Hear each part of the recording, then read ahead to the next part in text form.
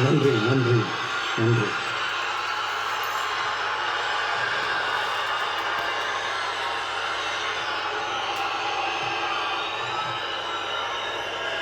நான் போன மீட்டிங்கில் வேலூரில் பேசும்போது சொல்லியிருந்தேன், தமிழ்நாடு தான் விஜய், விஜய் தான் தமிழ்நாடு அப்படின்னு நான் சொல்லியிருந்தேன். அது ஏன் அப்படி சொன்னேன் அப்படின்னா, தமிழ்நாட்டு மக்களுடைய ஒரே பிரதிநிதியா, உண்மையான ஒரு பிரதிநிதியா நாம் மட்டும்தான் இருக்கிறோம் அப்படின்றதுக்காக தான் அப்படி நான் சொன்னேன். அப்புறம் அந்த தேர்தல் பற்றியும் நான் சொல்லியிருந்தேன். தமிழ்நாடு வர்சஸ் ஸ்டாலின் சார், அதாவது விஜய் வர்சஸ் ஸ்டாலின் சார், அதையும் நான் சொல்லியிருந்தேன். அப்புறம் இன்னொரு கேள்வியும் கேட்டிருந்தேன். இது தமிழ்நாடு சட்டசபைக்கான ஒரு தேர்தல், இதை ஏன் தமிழ்நாட்டுக்கும் டெல்லிக்குமான ஒரு எலெக்ஷன் சொல்றீங்க அப்படின்னு நான் கேட்டிருந்தேன். உடனே விஜய் பாஜகவுக்காக பேசுறாரு அப்படின்லாம் திருச்சி பேச ஆரம்பிச்சிட்டாங்க. அப்புறம் ரெகுலராக ஒன்று பண்ணுவாங்கல்ல, நம்மளுடைய சிறுபான்மை சகோதரர்களை பயமுறுத்தி பயமுறுத்தி ஒரு ஏமாத்து வேலை ஒன்று செய்வாங்கல்ல, அது இனிமே அவங்களால தொடர்ந்து செய்ய முடியாதுன்னு அவங்களுக்கு தெரிஞ்சு போச்சு. அதனால தான் நான் என்ன பேசினாலும் அதை திருச்சி பேசுறது, அந்த தில்லு முள்ளு வேலைகள்லாம் அவங்க செய்ய ஆரம்பிச்சிட்டாங்க. சென்னையில் டெல்லி டெல்லின்னு கூவுறதும், அடிக்கிற கொள்ளைக்கு ரைடு வந்துட்டா டெல்லிக்கு வெள்ளை கொடை பிடிக்கிறதும்,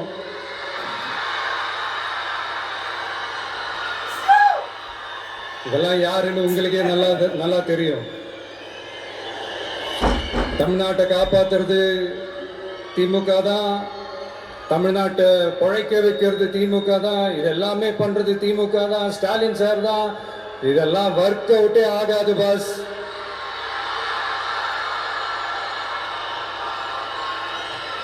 சின்ன பசங்களா சொல்ல ஆரம்பிச்சிட்டாங்க, ஓம் சக்தி பராசக்தி, திமுக ஒரு தீய சக்தி.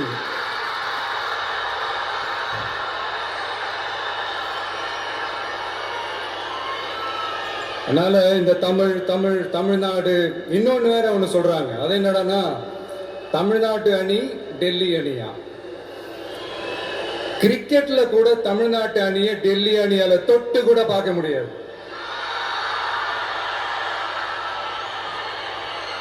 அப்படி இருக்கும்போது கிரிக்கெட்லயும் விசில போடுறது தமிழ்நாடு தான். சிஎஸ்கே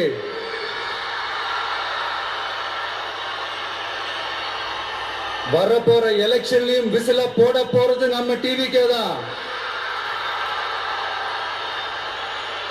தமிழ்நாடு தான் டிவிக்கே, டிவிக்கே தான் தமிழ்நாடு.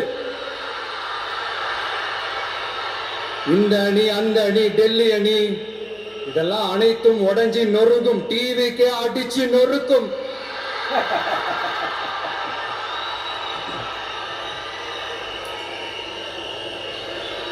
எனக்கும் என்னுடைய மக்களுக்கும் நடுவுல வேற யாராலையும் உள்ள நுழையவே முடியாது. இது ஒரு அம்மா பையன் உறவு, அப்பா புள்ள உறவு, அண்ணன் தங்கச்சி உறவு, அண்ணன் தம்பி உறவு, அக்கா தம்பி உறவு. இது சும்மா ஒரு எலெக்ஷனுக்கு வந்த உறவு அப்படின்னு நினைச்சிடாதீங்க. இது இயற்கையாகவே அமைஞ்ச உறவு.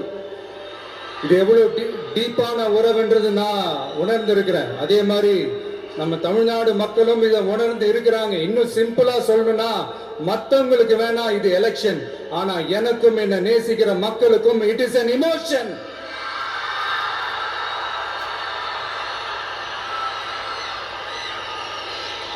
And it is not an ordinary emotion.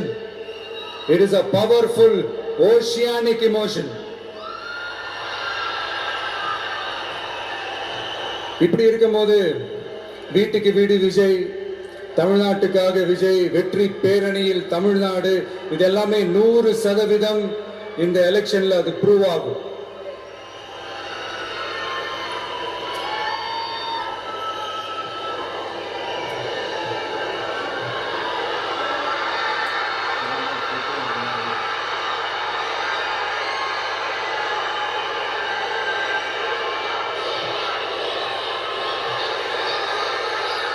நீங்க எல்லாரும் எனக்கு இன்னொரு உறுதிமொழியை ஒண்ணு கொடுக்கணும்.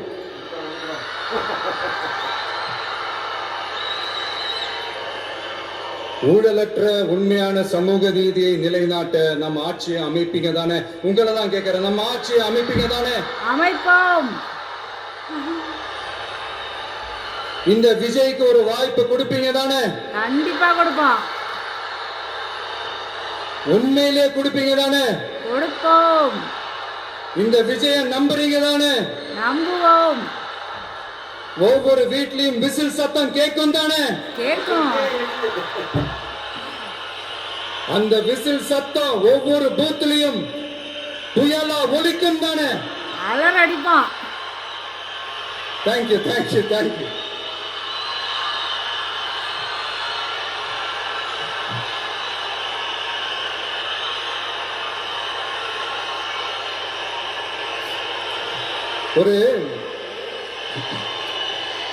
ஒரு டாக்டர் இருக்காருன்னா நாம எப்போ அவரை பத்தி யோசிப்போம்? இப்போ நமக்கு ஏதாவது உடம்பு சரியில்லை அப்படின்னா அவரை யோசிப்போம், அவர் ஞாபகம் வரும். அது மாதிரி நமக்கு ஏதாவது ஒரு பிரச்சனை அப்படின்னா ஒரு வக்கீலை தேடிப்போம், அவர் ஞாபகத்துக்கு வருவார். இது மனித இயல்பு. அந்தந்த பிரச்சனை வரும்போது நம்ம அவங்கவுங்களை தேடி போவோம். ஆனால் டெய்லி பேசிஸ் நம்ம சும்மா சாப்பிடும் போது கூட நம்மளை அறியாம ஒருத்தவங்களை பத்தி நினைப்போம், நம்மளை அறியாம அவங்களுக்கு நாம நன்றி சொல்லுவோம். அந்த மதிப்பிற்குரிய அந்த மனிதர்கள் வேற யாரும் இல்லை, விவசாயி, விவசாயி, விவசாயி.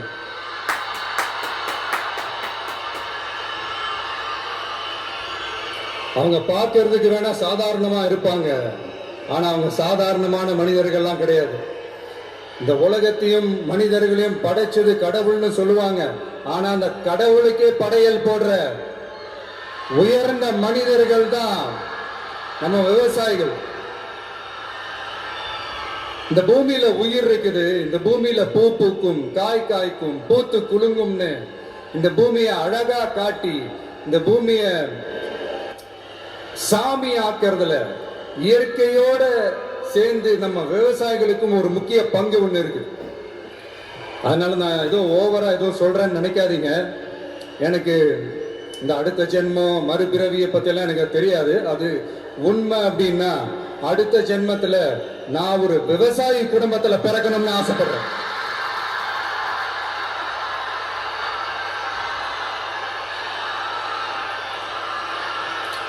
எனக்கு விவசாயத்தை பத்தி டீட்டெயில்டா தெரியாதுதான், நான் ஒத்துக்கிறேன். அதனால மத்தவங்க மாதிரி நானும் டெல்டாக்காரன் தான் அப்படின்னு உங்க காதுல டால்டா ஊத்தலாம் நான் வரல. எனக்கு விவசாயத்தை பத்தி டீட்டெயிலா தெரியலன்னா கூட அவங்க படுற கஷ்டங்களை பத்தி எனக்கு நல்லாவே தெரியும். நம்மளுடைய முதல் அரசியல் பயணம் தொடங்கினதே அந்த பரந்தூர் விஷயத்தை கையில் எடுத்துதான். அதனால நம்மளுடைய இந்த ஆட்சி அமைஞ்சதும் தீர்க்க வேண்டிய முக்கியமான பிரச்சனைகள்ல நம்மளோட விவசாய பிரச்சனைகளும் ஒண்ணு. முதல்வர் அவர்களுக்கு இந்த மாதிரி நீங்க அது செஞ்சுட்டேன் இது செஞ்சுட்டேன் அப்படின்னு நிறைய பெருமையா சொல்லிக்கிறீங்களே, ஒரு அடிப்படை ஒரு பிரச்சனையை பத்தி ஒண்ணு பேசுவோமா? கொஞ்ச நாளைக்கு முன்னாடி ஐநா சபை ஒரு ரிப்போர்ட் ஒன்று வெளியிட்டிருந்தாங்க. அது கூட தினத்தந்தி நியூஸ்ல கூட வந்துச்சு. உடனே கூகுள் பண்ணி எதுவும் தேடாதீங்க, உங்க ஏஜென்சி வச்சு எதுவும் சர்வே கிருவே எடுக்காதீங்க. எதுக்கு உங்களுக்கு சிரமம்? நானே என்னன்னு சொல்றேன். தண்ணீர் திவால் அப்படின்ற அந்த தலைப்புல தண்ணியே இல்லாம திவால் ஆக போகுது அப்படின்ற அந்த கட்டுரை படிக்கும் போது உண்மையிலேயே மனசுக்கு ரொம்ப பகீர்னு இருந்தது. இந்தியாவிலேயே அது முக்கியமா நம்ம தமிழ்நாட்டில் இன்னும் கொஞ்ச காலத்திலேயே தண்ணியே இல்லாம திவாலாக போகுதான். அதுக்கு காரணம் நிலத்தடி நீரை பாதுகாக்காம விட்டதுதான் காரணமா. மண்ணையும் மணலையும் கொள்ளையடிச்சா பின்ன வேற என்ன நடக்கும்? மலைகளை முழுங்கினா பின்ன வேற என்ன நடக்கும்? கனிம வளங்களை கொள்ளையடிச்சா பின்ன வேற என்ன நடக்கும்? இந்த மணல் கொள்ளையில ஈடுபட்டவங்களை மேல நீங்க சரியா நடவடிக்கை எடுக்கலன்னு அது போதுமானதாக இல்லை அப்படின்ட்டு சென்னை உயர்நீதிமன்றம் சொன்னிச்சே, மறந்துட்டீங்களா? இந்த மணல் கொள்ளை, கனிம வள கொள்ளை, இதுக்கெல்லாம் காரணம் மணல் மாஃபியா குரூப் தான் மதுரை உயர்நீதிமன்றம் அந்த கிளை சொன்னிச்சு. அதை மறந்துட்டீங்களா? இந்த மணல் மாஃபியா குரூப் ஆதரவு அளிக்கிறது யாரு? உங்க திமுக கவர்மெண்ட் தானே. அது இல்லைன்னு சொல்ல முடியுமா? அவங்களோட டீலிங்ல இருக்கிறது யாரு? நீங்க தானே. அது இல்லைன்னு சொல்ல முடியுமா? தண்ணி திவாலாக போகுது, மணல் திவாலாக போகுது, கனிம வளம் திவாலாக போகுது. மொத்தத்துல உங்க ஆட்சியில தமிழ்நாடு திவாலாக போகுது. கடன் மேல கடன் வாங்கிட்டு உங்க கவர்மெண்டே குப்புரட்சி படுத்துக்குச்சு. உங்ககிட்ட பேசுறதும் ஒண்ணுதான். சரி, அதை விடுங்க.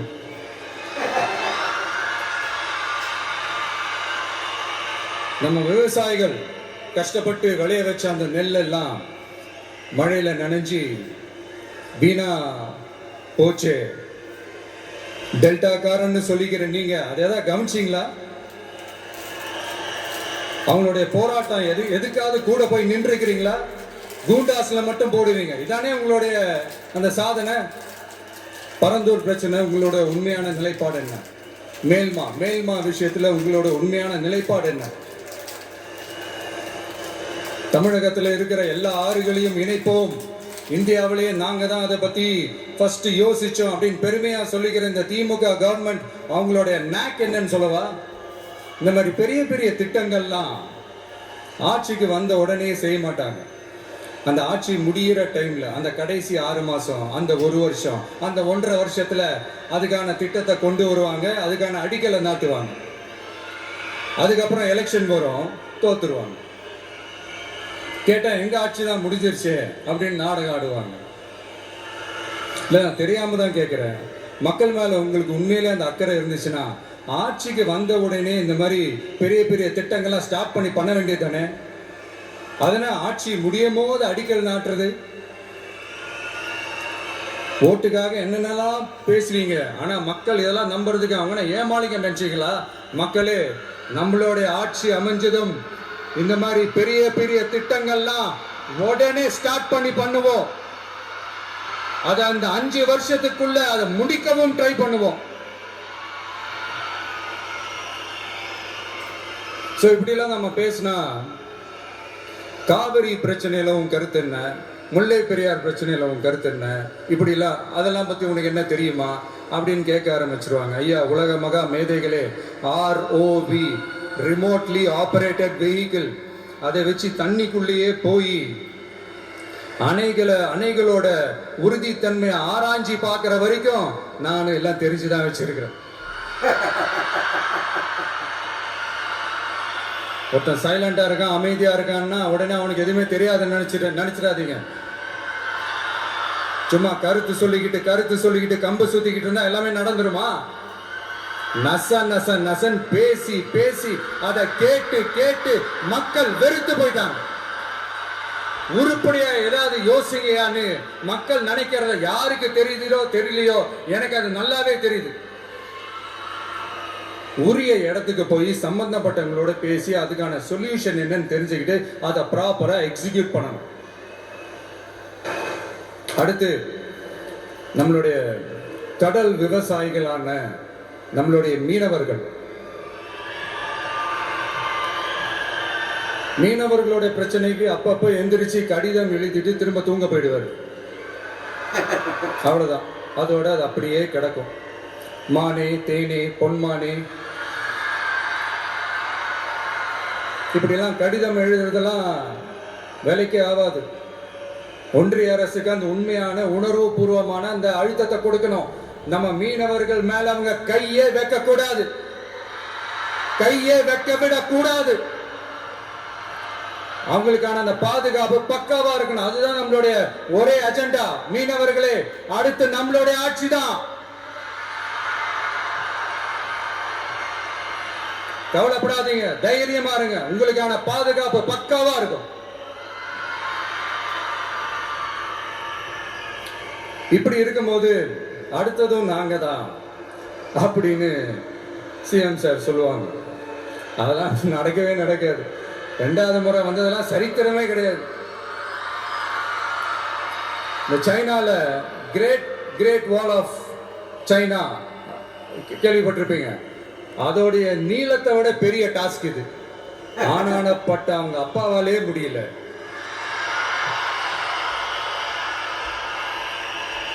நான் முன்னாடியே சொன்ன மாதிரி உரிய இடத்துக்கு போய் சம்பந்தப்பட்டவங்களோட பேசி அதுக்கான சொல்யூஷன் என்னன்னு தெரிஞ்சுக்கிட்டு அதை எக்ஸிக்யூட் பண்றது தான் ஒரு தெளிவான அரசியல். சும்மா ஆறுதல் சொல்றதெல்லாம் தெளிவான அரசியல்லாம் கிடையாது. அதெல்லாம் ஒரு ஹம்பக் அரசியல். அரசியலுக்கு வந்துட்டா கலெக்ஷன் பார்க்கலாம் அப்படின்றதெல்லாம் அரசியல் கிடையாது. உண்மையிலே மக்களுக்கான அந்த உழைப்பு இருக்கணும். அதனால தான் நாம் அரசியலுக்கு வந்திருக்கிறோம். இது எதிரிகளுக்கு நல்லாவே தெரியும். அதனால தான் நம்மளை சுத்தி அத்தனை சதிகள். அதுல முக்கியமான சதி என்ன தெரியுமா? இத பாரு, ஒண்ணு நீ இல்லனா நான் இல்லனா நீ இல்லனா நான். நமக்குள்ள வேற எவனும் நடுல வந்துடக்கூடாது. நாம 2 பேரால மட்டும்தான் மக்களை ஈஸியா ஏமாத்த முடியும். இந்த விஜய் வந்ததுனால நமக்கு பொழப்பே போச்சு. மக்கள் வேற அவனை தான் நம்புறாங்க. நாம வெளியே அடிச்சுக்கிற மாதிரி அடிச்சுக்கிட்டாலும் உள்ள நம்மளோட டீலிங் பக்காவா இருக்கணும். மக்களோட ஃபீலிங்ஸை பத்திலாம் நமக்கு கவலை இல்லை. நமக்கு டீலிங் தான் முக்கியம். மாத்தி ஆட்சிக்கு வந்துடலாம்னு நினைச்சோம். ஆனா அது நடக்காது போல் இருக்கு. அதனால நீ என்ன பண்ற? எஸ்ஓபின்னு போட்டு ஒரு பக்கம் அவனை தடுத்துரு, இன்னொரு பக்கம் அவன் மேல பழி போட்டு நானும் தடுத்துறேன். என்ன ஓகேவா? டீலிங் ஓகேவா? ஓவர்.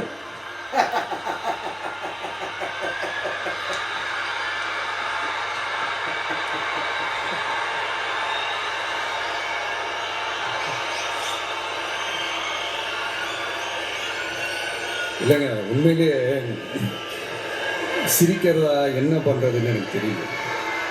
உண்மையிலே இப்படிதான் இருக்கு அவங்க டீலிங்லாம்.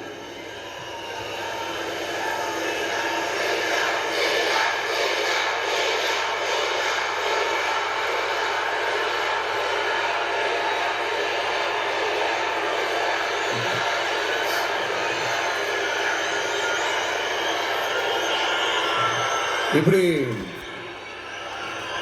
பழி மேல பழி போட்டு கரூர்ல ஆரம்பிச்சு நம்ம ஜனநாயகன் படம் ரிலீஸ் வரைக்கும். ஆனா அந்த ரிலீஸ் பிரச்சனையில நிறைய பேர் குரல் கொடுத்தாங்க. முக்கியமா நம்மளுடைய முதல்வர் அவர்கள் கூட பூசி மொழிகி பட்டும் படாம குரல் கொடுத்தாங்க. But what ever it is, குரல் கொடுத்த அவங்களுக்கும் மற்றவங்க எல்லாருக்கும் இந்த நேரத்தில் என்னுடைய நன்றியை தெரிவிச்சுக்கிறேன். இப்படி நம்ம உண்மை வெளிப்படையா பேசுறதுனால சிஎம் சாரோட மனநிலை இப்ப எப்படி இருக்கும் தெரியுமா? ஏற்கனவே கட்சிக்காரங்க தொல்லை தாங்க முடியல, தூங்க விட மாட்டாங்க. இந்த விஜயம் வந்து தூங்க விட மாட்டான். நம்ம பாட்டுக்கு ஹைவேல சைக்கிள்ல சோலாவா போலான்னு நினைச்சோம்.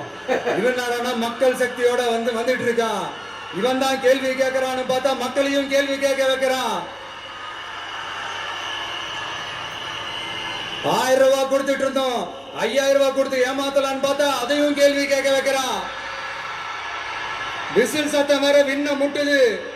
கூட்டணி கட்சிகள் தொல்லை வேற தாங்க முடியல. இவன் பண்ற பிரச்சாரத்தை முடக்கலான்னு பார்த்தா அப்பவும் மக்கள் அவன் பின்னாடி தான் நிக்கிறாங்க. என்ன பண்றது ஏது பண்றதுன்னு தெரியாத ஒரு மனநிலையில இருப்பாரு. ஆனா சார், நீங்க இந்த விஜயம் முடக்கலாம். ஆனா ஒவ்வொரு வீட்டில் இருக்கிற ஒவ்வொரு விஜயம் உங்களால முடக்கவே முடியாது.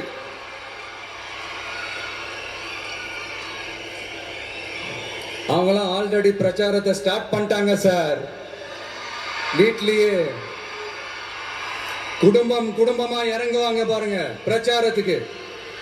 அப்ப உங்களால மட்டும் இல்ல,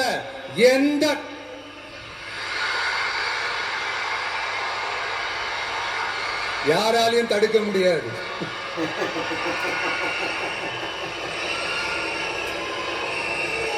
நம்ம டவுன் சவுத்துல ஒரு ஊர்ல உங்க அப்பாவுக்கு வெங்கல சிலை வைக்கணும்னு ட்ரை பண்ணீங்கல்ல, அதுக்கு சுப்ரீம் கோர்ட் என்ன சொன்னாங்க? மக்களோட பணத்துல யாருக்கு புகழ் பாட பாக்குறீங்க அப்படின்னு கேட்டாங்கல்ல. அதுக்கு என்ன அர்த்தம் தெரியுமா? ஊரா வீட்டு நெய்யில உங்க வீட்டுக்கு ஸ்வீட் செய்யாதீங்க. எப்படி? ஊரா வீட்டு நெய்யில உங்க வீட்டுக்கு ஸ்வீட் செய்யாதீங்கன்னு அர்த்தம். மக்களோட ஒரு அடிப்படை வாழ்வாதாரத்துக்கு ஏதாவது பிரச்சனைக்குன்னு கேட்டா நிதி சுமைன்னு சொல்றீங்க. செல வைக்கிறதுக்கு மட்டும் எங்கிருந்து சார் காசு வருது?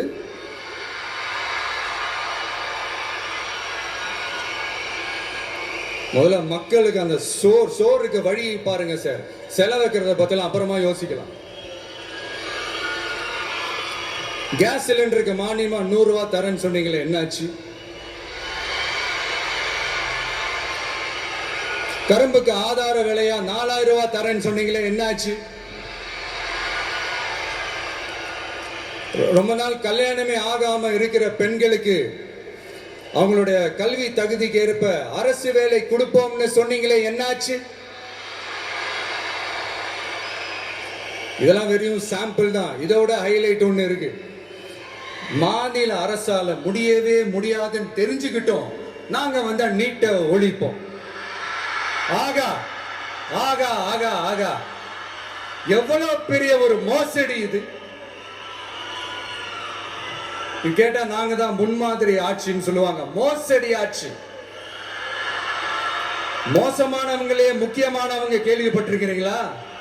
அந்த மாதிரி மோசடி ஆட்சியிலே முக்கியமான ஆட்சி இந்த திமுக ஆட்சி. மக்களே, மக்களை நேசிக்கிற விஜய் வேணுமா?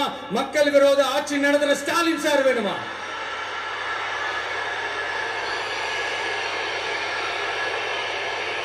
இந்த விஜய் நம்புறீங்களா? ஸ்டாலின் சார் நம்புறீங்களா?